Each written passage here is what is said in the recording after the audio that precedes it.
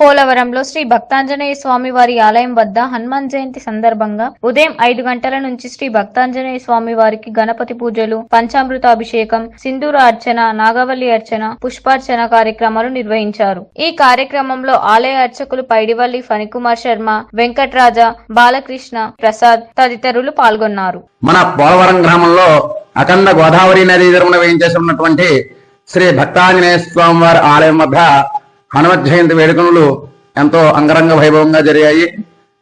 వైశాఖే మాస కృష్ణాయాం దశమ్యాం మందవాసరే పూర్వాభాద్రవనోజాయ ఆంజనేయాయ మంగళం అని చెప్పి శ్లోకం ఒకటి చెప్పబడిందండి.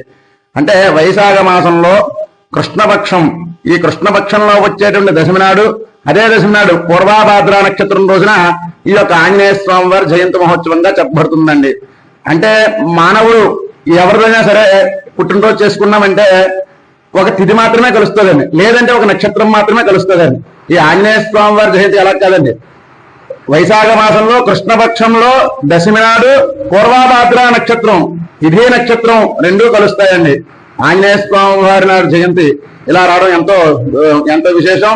అలాంటి హనుమత్ జయంతి ఎంతో ఘనంగా జరిగింది. భక్తుల యొక్క సహాయ సహకారంతో ఉదయం నుంచి కూడా మహాగణపతి పూజ, మహన్యాసపూర్వకంగా ఏకవార పంచామృత అభిషేకం, అలాగే సింధూరార్చన, నాగవల్లార్చన, 108 ఫలములు, మామిడి పండులతో చూత ఫలములతో పూజా కార్యక్రమం జరిగాయండి. భక్తుల సహాయ సహకారంతో ఈ కార్యక్రమంలో భక్తులందరూ కూడా పాల్గొన్నారు.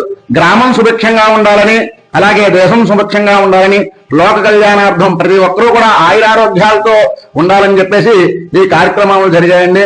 అలాగే ఈ కార్యక్రమంలో పాల్గొన్న వారికి, ఈ కార్యక్రమానికి ఈ భక్తాంజనేయ స్వామి వారి ఆలయముకు సహాయ సహకారం అందిస్తున్నటువంటి ప్రతి ఒక్కరికి కూడా ఆలయ కమిటీ వారు, అలాగే ఆలయ అర్చకులు అయినటువంటి నేను పైడిపల్లి ఫణికుమార్ శర్మని అందరికీ కూడా కృతజ్ఞతలు తెలుపుతున్నానండి.